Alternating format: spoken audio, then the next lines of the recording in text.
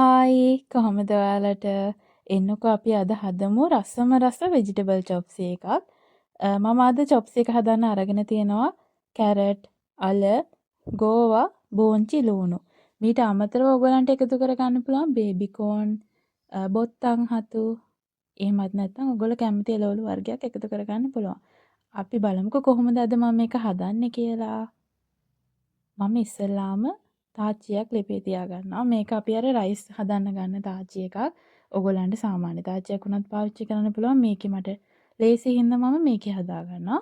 මම තෙල් ටිකක් දාගන්නවා රත් වෙන්න. ගින්දර පොඩක් මධ්‍යස්ථ මට්ටමින් තියාගන්න. තෙල් රත් වීගෙන එනකොට දුමත් එක්ක ඔයගොල්ලන්ට චුටක් පේනවා පැහැදිලි වෙන්න පුළුවන්. මම මේ වෙලාවේ එකතු කරගන්නවා ඉඟුරු සුදු ලුණු. ඉඟුරුයි සුදු ලුණුයි සම සමව වගේ අරගෙන දෙකම තලා ගත්තට පස්සේ මේස හැන්දක් වගේ එකතු කරගන්නවා. අඩු ගින්දරේ මේ ඉඟුරු සුදු ලුණු ටික චුට්ටක් එහෙට මෙහෙට කරගන්නවා. ඊට පස්සේ මම එකතු කරගන්නවා අලයි කැරටුයි. මොකද කැරටුයි අලයි ටිකක් තැම්බෙන්න වෙලා ගන්නවා. ලුණුත් මම එකතු කරගන්නවා.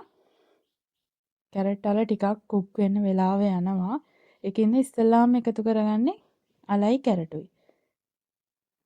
ඔයගොල්ලන්ට මම කියන්නම්කෝ මේ ගෝවා ටික එකතු කරගන්නවා. ගෝවම සාමාන්‍ය ප්‍රමාණයේ කෑලි වලට කපාගෙන තියෙන්නේ. මේකේ අපි පියලි වෙන් කරගන්න ඕනි. මොකද එකට ඇල්ලලානේ ගෝවා තියෙන්නේ. ඕගලන්ට අතින් කඩා ගන්නත් පුළුවන්. මේ වෙලාවේ මම බෝංචි එකතු කරන්නේ නැහැ. බෝංචි වල කොළ පාට ගතිය අපිට ටිකක් රැක ගන්න ඕනි. ඒ වගේම බෝංචි කියන්නේ හරිම ඉක්මනට කුක් වෙනවා. මම දැන් ගෝවා ටිකත් එකතු කරගෙන මේ ටික හොඳට කලවම් කරගන්නවා. ඊට පස්සේ මම ලුණු ටිකක් එකතු කරගන්නවා. රසය අනුව ලුණු එකතු කරගන්න පුළුවන්. නමුත් ලුණු ගොඩාක් එකතු කරගන්න එපා. මොකද අපි මේකට සෝයා සෝසුත් පොඩ්ඩක් එකතු කරගන්නවා. සාමාන්‍ය තේ හැන්දක් දෙකක් අතර වගේ එකතු කරගන්න පුළුවන්. ඊට පස්සේ මම එකතු කරගන්නවා බෝංචි ටික. බෝංචි මම සාමාන්‍ය ප්‍රමාණයට තමයි කපාගෙන තියෙන්නේ. බෝංචි ටිකත් එකතු කරගෙන මේක හොඳට කලවම් කරගන්නවා. ඊට පස්සේ අපිට චොප්ස් එකට අනිවාර්යයෙන්ම අත්‍යවශ්‍ය කෝන් ෆ්ලවර්. මේ කෝන් ෆ්ලවර් තේ හැන්දක් එකහමාරක් විතර මම වතුර පොඩි ප්‍රමාණයකට දිය කරගෙන තමයි එකතු කරගන්නේ. ඔයගලන්ට උකු ගතිය ගොඩාක් වැඩියෙන් අවශ්‍යයි නම් තේ හැන්දක්ට අමතරව තේ හැඳි දෙකක් විතර වගේ දාගන්න පුළුවන්. එතකොට සම්පූර්ණයෙන් තේ හැඳි දෙකක් වගේ දාගන්න පුළුවන්. නමුත් මම මේ වෙලාවේ එකතු කරගන්නේ තේ හැඳි එකහමාරක් අතර වගේ තමයි.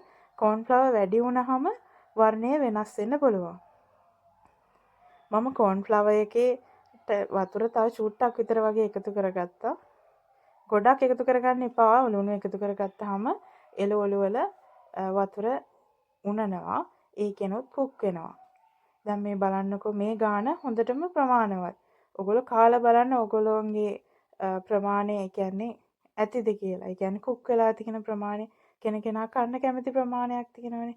මේ ප්‍රමාණයටත් අපිට බා ගන්න පුළුවන්. මොකද ගෝවා එහෙම මැල වෙලා තියෙන්නේ. කැරට් අලයක් හරි අල හරි කාලා බලන්න ඕගොල්ලන්ගේ කුක් වෙච්ච ප්‍රමාණය ඇතිද කියලා. කෙනකෙනාට එක එක විදියනේ බලන්න. මේ වෙලාවේ ලස්සන පාටක් තියෙනවා. අපේ චොප්ස් එක දැන් හරි.